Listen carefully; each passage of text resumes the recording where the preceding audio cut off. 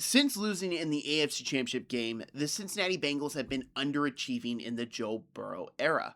Now, I understand injuries have come into play there, but also the Bengals didn't help Burrow out early in his career. He took a lot of abuse, and sometimes the body can only take so much before it has injuries. But they have talent. They have the most dynamic receiving duo in the NFL. They have one of the best quarterbacks in the NFL. They added on defense? They actually paid money to players this offseason again, back-to-back years? What's going on in Cincinnati? Well, today I'm going to talk about that as I break down the 2026 Cincinnati Bengals. So I hope you're ready to jump into it.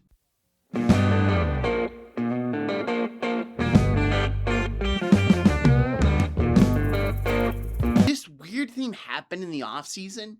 The Bengals were active in improving their team. Now, one contract I absolutely hate. I'm just going to be straight up and honest with it. I think the contract is a massive overpayment. But acquiring Dexter Lawrence, a pretty awesome interior defensive tackle that can provide great help in run defense and pass rush ability, that's intriguing. That's pretty awesome if you ask me. And what's the number one spot quarterbacks hate pressure from? The interior. They absolutely despise interior pressure. They despise that whatsoever. If you ever want to see what really got into Tom Brady's way, what really stopped him as a quarterback, it was pressure from the interior. Same with Manning, same with Rodgers, same with Mahomes. Everyone who struggles with interior pressure, which is every single quarterback ever, they fall apart. And Dexter Lawrence can provide interior pressure. He can provide run defense. It's an amazing move that I'm shocked the Bengals actually made. Now, he's not long-term. You're pretty much in the same Trey Hendrickson spot with him with his contract year over year. But hey, you're all in for this year. I respect it.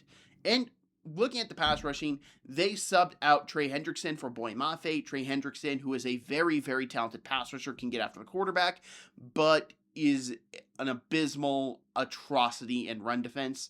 I really don't know what exactly Boy Mafe can do better than Trey Hendrickson in the pass rush department, but Mafe is at least a better run defender, so your run defense should be better.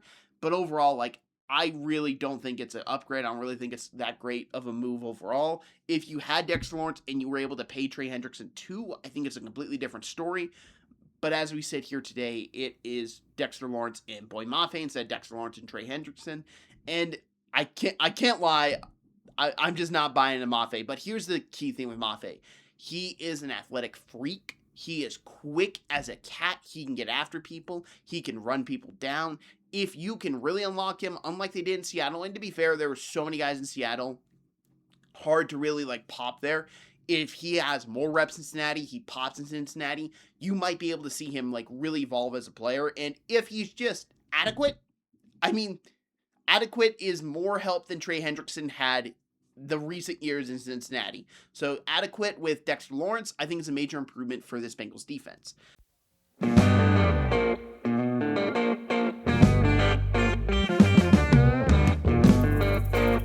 The Bengals really took an interesting player with their first pick in the draft, and that's Cassius Howell.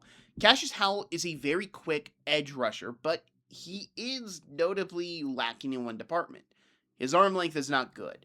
And unlike with Ruben Bain, I'm actually a little worried about it because Ruben Bain has the power to overcome his shorter arm length. Meanwhile, Howell is a speed rusher. He has one trick, and it's a very, very, very good trick.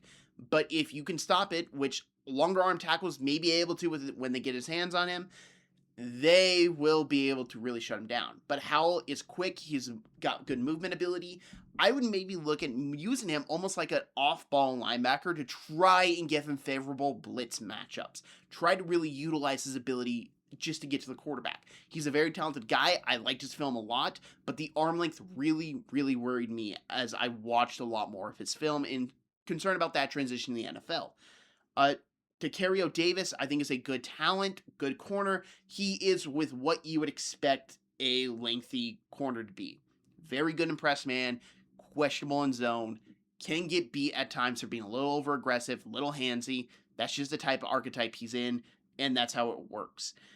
Connor Lew from Auburn. Loved him as a center prospect. Thought he could maybe move to guard. Either or, I think it's a good player that the Bengals can develop. He doesn't have to play right away. If he needs to play right away, I think he can. I like the player a good bit. Colby Young from Georgia. I really didn't have a solid determination on Colby Young. I didn't really watch this film and think, oh, this guy's a gem, or I didn't watch this film and think, oh, this guy's undraftable. He was kind of just there for me, and considering his quarterback play, I'm not going to really hamper him too hard because I think quarterback play really hurt every Georgia skill player on offense. Brian Parker, Jack Endries, and Landon Robinson, I did not watch whatsoever, so I can't really comment on them, but I do like the high upside swings they took with Landon Robinson. From everything I read, he's got some talent. They just really need to figure out how to utilize him and develop him. Good 7th round swing.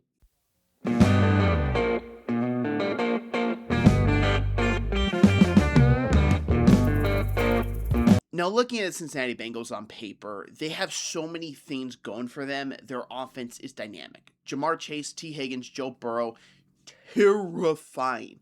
They have a decent running back core. They have Mike Gesicki as a tight end that's solid.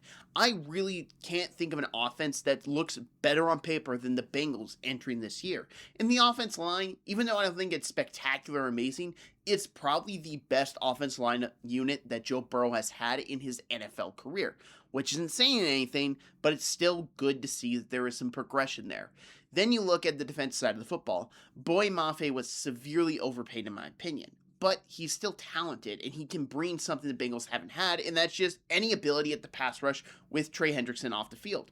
But they do no longer have Trey Hendrickson. So how do they really combat that? They get a A-plus player in Dexter Lawrence, who in my opinion is still amazing. Yes, he had a down year with the Giants, but you look at with what his career has always been, he's been a well above average player. He's been a pretty great player, and now you're putting him on this Bengals team who are pretty much all or nothing. If they don't make it this year, there's going to be firings. There's going to be questions.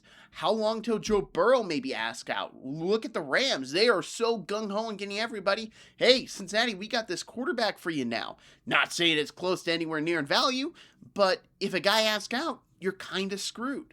So when I say the Bengals are all or nothing this year, they really are, because Zach Taylor will be fired if they don't do anything. Joe Burrow may start to become impatient. There are so many key things for this Bengals team this year, and it's a big reason why I do have them actually winning the AFC North. Not because it's just that, oh, they had this fire under them. I really look at this team as, this offense is so dynamic. It's so hard to deal with. How do you really deal with it? How do you freaking stop it, honestly? And I don't have the answer to that. So I then look at the defense. Can Dexter Lawrence, can Boye Mafe, can these guys they brought together just average out to a, maybe not even average defense, just a slightly below average defense compared to the depths of hell this defense has been in for recent years? If they can, I really just don't see the Bengals losing a lot of regular season games. Playoffs, I think, is a completely different story. You need a very good defense to really do anything in the playoffs. But you look at the AFC North, though, as well. The Browns are openly tanking. They are just not being quiet about it. They are pretty much saying, hey, we want the first pick. We want Arch Manning. The Steelers, they're the same Steelers. And the Steelers lost to the Bengals last year. And they just don't really have that great of a team. And then you have the Ravens, who are the Bengals' biggest competition here. But the Ravens, I just don't like their defense. Ironically, I'm talking about this. I don't like their defense, especially think they match up horribly against the Bengals' offense. And then you also look at the fact that Lamar has had the same injury issues as Burrow, but Lamar is more run heavy. He's more going to take those hits. He's going to assume those blows, assume all those damage shots. Joe Burrow's not. Now, he may stay in the pocket, he may take a couple licks, but he's not going out seeking the contact. He's not going out seeking those safeties that are coming downhill just to try and stop him. That's not Burrow's game. So I look at everything on paper, I have the Bengals winning the AFC North. And it's strictly because that offense is amazing, and I expect the defense to not be average, but slightly below average, which is just a massive improvement for them. I'd like to say thank you very much for watching this video. If you like this video, hit the like button for the new channel, hit that subscribe button if you share this. I'd greatly appreciate it. I'm doing 32 in 32 days, 32 NFL team previews in 32 consecutive days. It's in alphabetical order. Tomorrow was the Cleveland Browns. Yesterday was the Chicago Bears. You want to check out some divisional rivals? Come back later. You want to check out some of the previous ones? They're up on the channel. I hope you all enjoy this, and I hope you all have an amazing day.